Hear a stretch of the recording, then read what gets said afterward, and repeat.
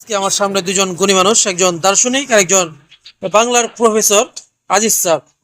তো আজকে তাদের কাছে আমার প্রশ্ন থাকবে যে নারীরা বেশি সুন্দর নাকি পুরুষরা বেশি সুন্দর। তো এই সম্পর্কে আমি স্যারের কাছে জানতে চাই, স্যার আপনার কাছে কি মনে হয় কে বেশি সুন্দর? আমি মনে করি নারীরাই পৃথিবীতে সবচেয়ে বেশি সুন্দরী। এই কারণে সুন্দরী, কাজী নজরুল ইসলাম একজন জাতীয় কবি সহ বলে গেছে, কোনদিন একা হয় দেখো জয়, পুরুষের তরবারি শক্তি দিয়েছে, প্রেরণা দিয়েছে বিজয় লক্ষ্মী নারী। এই নারী ছাড়া কিছুই হয় নাই। নারী পৃথিবীর অর্ধেক রাজত্ব শাসন করতো, আর পুরুষরা শুধু শাসক হিসেবে দাঁড়ায় থাকতো, বসে থাকতো, কাজ করতো, কোনো অ্যাক্টিভিটি তাদের ছিল না। সুতরাং যদি আমরা সৃষ্টি আদি থেকে বলতে পারি যে হযরত হাওয়া এবং হযরত আদম এই পৃথিবীতে আসছে, হযরত হাওয়া যদি না হাসতো তাহলে আমরা এই সৃষ্টি কিছুই হতো না। এই 18,500 বক্রগাছ সৃষ্টি হতো না, সুতরাং হাওয়ার গুণেই। সুতরাং এই এত মানুষ, এত জন, এত কিছু, এত নবী, 1,23,000 বা 23,000 পয়গম্বর পৃথিবীতে সৃষ্টি হয়েছে, সব এই নারীর কারণে। নারী পৃথিবীর সবচেয়ে সুন্দরী, এবং পুরুষের মন মানসিকতা, সংসার, ধর্ম সবকিছু চালনা করতে পারে একমাত্র নারী। এটাই আপনার কাছে হ্যাঁ, যুক্ত। আচ্ছা, এখন আপনি স্যার একজন দার্শনিক, হ্যাঁ, তো আপনি এই দার্শনিক হিসেবে এই স্যার যে কথাগুলো বললো, এটা আপনি কিভাবে কি বলবেন? স্যার বললো নারীর এখন আপনার গুণাগুণের কথা, সৌন্দর্যের বিষয়টা কিন্তু স্যার বলেনি। আচ্ছা, সৌন্দর্য যদি আমি, সৌন্দর্য হচ্ছে একটা অন্য জিনিস। তো আমি তো প্রকৃত সুন্দর, আমি পুরুষ, আমি ভুরু প্লাক করি না, আমি মেকআপ করি না, আমি অত সুনো পাউডার লাগাই না, তারপরেও আমি কিন্তু সুন্দর, আমি ন্যাচারাল সুন্দর। নারীরা কি করে? নারীরা হচ্ছে তার সৌন্দর্যকে বাড়ানোর জন্য সে অনেক কিছু করে। যেমন সে ভুরু প্লাক করে, মেকআপ করে, লিপস্টিক দেয়, নেল পলিশ দেয়, বহু কিছু করে। একটা মিনিট, পুশ করা যাবে? তারা নিজেরা সুন্দর নয় বলে, আল্লাহর যে সৌন্দর্য সেটাতে তারা সন্তুষ্ট নয় বলে, তারা আরো সুন্দর নিজেকে করার জন্য এইসব প্রসাধন ব্যবহার করে। তার মানে বোঝা যাচ্ছে শিশু প্রকৃত সুন্দর না। সুন্দর যদি হতো তাহলে এইসব লাগতো না। আরেকটা বিষয় হচ্ছে, শুধুমাত্র আল্লাহ পাক যে নারী আর পুরুষ সৃষ্টি করছেন মানুষের মধ্যে, এরকম তো না। সে হাঁস, মুরগি, গবাদি পশু, পাখি টাখি বহুত কিছু আছে যেগুলি আল্লাহ পাক তৈরি করছে। তার মধ্যে দেখো একটা গরু, ষাঁড় গরুটা সুন্দর, হুম, তারপরে মুরুকটা সুন্দর, হুম, হুম, হুম, সিংহটা সুন্দর। জি, যে সিংহর কেশর আছে সেটা কিন্তু পুরুষ, হুম, হুম, আর যেটা কেশর নাই কুকুরের মতো ওটা কিন্তু মহিলা। তারপরে গিয়ে দেখো ময়ূর, যে ময়ূরের পেখম মেলে সেটা কিন্তু পুরুষ, হুম, আর যেটা মুরগির মতো পেখম টেখম নাই সেটা কিন্তু মাদি। তো আল্লাহর সব সৃষ্টিগুলির মধ্যেও স্বাক্ষর আছে হুম, হুম, হুম। যে পুরুষটা সুন্দর। এবং শুধু তাই না, আরো যদি কঠিন ভাবে আমি বুঝাইতে চাই, তাহলে পুরুষের প্রাধান্য অনেক। কারণ আল্লাহ পাক প্রথম তৈরি করছে আদম আলাহিসাল্লাম, হুম, হুম, হুম, হুম, এবং নিজের হাতে তৈরি করছে। জি, জি, জি। আর কিন্তু কোনো প্রমাণ নাই, হাদিস কোরআনে নাই যে আল্লাহ পাক দ্বিতীয় কোনো মানুষ তৈরি করছে নিজের হাতে। হুম, নো, হুম, হুম, একমাত্র আদম আলাহিসাল্লামকে সে নিজের হাতে মাটি দিয়েই তৈরি করছে, যেটা কোরআন পাকে আছে। হুম, হুম, হুম, এবং আদমের বাপ আজরের হাড় নিয়ে মা হাওয়াকে তৈরি করছে, কেন সেটাও আছে। আদমকে খুশি করার জন্য। আদম ওই বেহেশতের মধ্যে মন মরা হয়ে ঘুরতো, তার সঙ্গী একটা দরকার, তাকে খুশি করার জন্য মা হাওয়াকে তৈরি করছে। আচ্ছা, আল্লাহ পাকের 99টা নাম, একটা নামও কোনো মহিলার নাই, গিয়ে দেখো সব পুরুষের নাম। হুম, হুম, হুম। তাহলে পুরুষের প্রাধান্য স্বয়ং আল্লাহ পাক দিছে। আমরা পুরুষরা নারীদেরকে সুন্দর সুন্দর এইসব বলি কেন? কারণ মহিলারা, তাদেরকে, তাদের মনটা সফট, আল্লাহ নরম করে বানাইছে তাদেরকে দিয়ে কাজ করানোর জন্য। তাদের কাছ থেকে আমরা বেনিফিট নেওয়ার জন্য আমরা তাদেরকে অনেক প্রশংসা করি। অনেক কবি সাহিত্যিক তাদের অনেক কিছু বলে গেছে, হাজার হাজার কবিতা নারীদেরকে নিয়ে লিখছে, একমাত্র কারণ তাদেরকে ভোগ করার জন্য।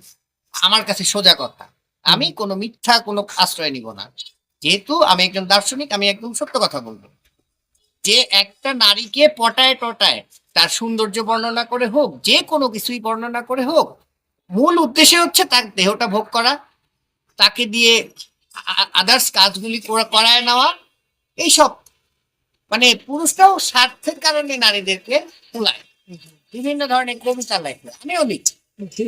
এখন মূল উদ্দেশ্য কিন্তু ওইটাই। ভালোবাসা আছে, ভালোবাসা আছে, সেটা ঠিক আছে। তো স্যার আপনার কাছে স্যারের দার্শনিক সাহেবের হ্যাঁ, যুক্তিগুলো কেমন লাগলো সে সময় কিছু বলতেন? এখন আপনার উনি বিখ্যাত লোক, উনি যেসব তর্ক যুক্তি দিল, যুক্তির ভিতর একেবারে ফেলবো তা না। ঠিক আছে, ঠিক আছে। কারণ ঠিক করে কথা বলছেন উনি, রবীন্দ্রনাথ নিজে বলছেন, সুন্দরতম অঙ্গদ খানি তারাই তারাই খচিত, স্বর্ণে রক্তে শোভন লোভনও জানি, মর্মে মর্মে প্রচিত। কি কথা! এই কথার ভিতর দিয়ে আমরা প্রমাণ করতে পারি নারী কত সুন্দর। এই সুন্দর আছে বলেই এই পৃথিবী এত সুন্দর। কবি সাহিত্যিক, আবার দার্শনিক কবিও নারীর সৌন্দর্য নিয়ে বহু কবিতা লিখছেন। উনি আজ অস্বীকার করলে উনি অস্বীকার করলে আমি মানবো না। অস্বীকার করছি না। আমি মনে করি নারীর সৌন্দর্যতার ভিতর দিয়েই পৃথিবীর সবকিছু বিকশিত, এবং নারীর স্ত্রীলিঙ্গ, যেহেতু এই দুনিয়ার যত ফুল ফল যত কিছু হচ্ছে সব স্ত্রীলিঙ্গ থেকেই, সৌন্দর্য থেকেই, এবং নারীরা ওই সৌন্দর্যতার সৃষ্টি করার জন্যই বিরাট ভূমিকা পালন করছে। সুতরাং আমি মনে করি নারীর সৌন্দর্যতা সেটা কখনোই অস্বীকার করা যায় না, এবং তারাই সুন্দর বটে, এবং তাদেরকেই আমরা সবসময় শ্রদ্ধার চোখে দেখি, ভালোবাসার চোখে দেখি, আদরের চোখে দেখি, সবকিছু দেখি। সেটা পুরুষরা সেই সৌন্দর্যটা দেখাতে পারে। ধন্যবাদ। তো স্যার আপনার যুক্তি তর্ক কিন্তু স্যার কিন্তু এখনো মানছে না। ওই যে রবি ঠাকুরের একটা কবিতা বললো, জি, জি, জি। রবি ঠাকুর যাকে নিয়ে কবিতা লিখছে, হ্যাঁ, সেটা তো একটা নারীকে নিয়ে লিখছে। জি, জি। তা নারীকে নিয়ে কেন লিখলো? সে তার ভাইকে নিয়ে কেন লিখলো না? নারীকে নিয়ে লেখার উদ্দেশ্য হচ্ছে তাকে পটানো। মূল বিষয়টাই হচ্ছে এটা, তাকে বায়াস্ট করা, তাকে দিয়ে কিছু কাজ করানো। আর নারীর হচ্ছে মূল বিষয়টা হচ্ছে, পুরুষটা ভোগী বলে না, কি ভোগ করে? নারীর শরীর ভোগ করে। আমরা পুরুষরা ওইটাই করি। একটা পুরুষের চোখ যদি কোনো কারণে কোনো নারীর চোখে লাগায় দেওয়া যায়, পরের দিন ও আর রাস্তায় বের হবে না, রাস্তায় বেরই হবে না। কারণ পুরুষরা মেয়েদেরকে কিভাবে দেখে এটা নারীরা জানেই না। যদি জানতো তাহলে সে একেবারে নাইলে লোহা দিয়ে তার চতুর্দিকে একটা ব্যারিকেড দিয়ে সে বের হইতো। আচ্ছা আচ্ছা। হ্যাঁ, কারণ আমরা স্ক্যান করে ফেলি একটা নারী দেখে, তার বুক থেকে শুরু করে কোমর যা আছে টোটাল জিনিসটা আমরা কিন্তু দেখে ফেলি। এখন এটা আমি দেখি, অন্য সব পুরুষরা বলবে যে আমি তো দেখি না। ঠিক আছে, ও তাহলে অস্বীকার করতে পারে, কিন্তু আমি দেখি। এখন আমার মতো অনেক পুরুষ আছে এটি দেখে, নারীদেরকে দেখে, এবং তারা দেখায় বলে আমরা দেখি। তারা দেখায় বিধায় আমরা দেখি। তারা যদি ঢেকে রাখতো, এই যে বোরখা পরে, বোরখা পরার একটা বিষয়গুলি খুব আমার কাছে বিরক্ত লাগে। সেটা হচ্ছে টাইট ফিটিং বোরখা পরে, আর পরে হচ্ছে কারা, তুমি রিক্সা দিয়ে দেখো একটা মুরব্বী মানুষ একটা যাচ্ছে, বুড়া মানুষ, সে বোরখা পরছে, নাতিটা আছে কি, নাতিটা বোরখা টোরখা ছাড়া অন্যটা গলায় পেঁচাই দিয়ে যাচ্ছে রিক্সায় করে, বুক টুক বের করে, সব দেখা যাচ্ছে। আরে বোরখা তো পরা দরকার ওই ইয়াং মেয়েটার, ওই মুরব্বী মহিলার না তো। ওই বুড়ির দিকে কে তাকাবে? হ্যাঁ, বুড়ির দিকে তো কেউ তাকাবে না, সে তো পুরা হয়ে গেছে।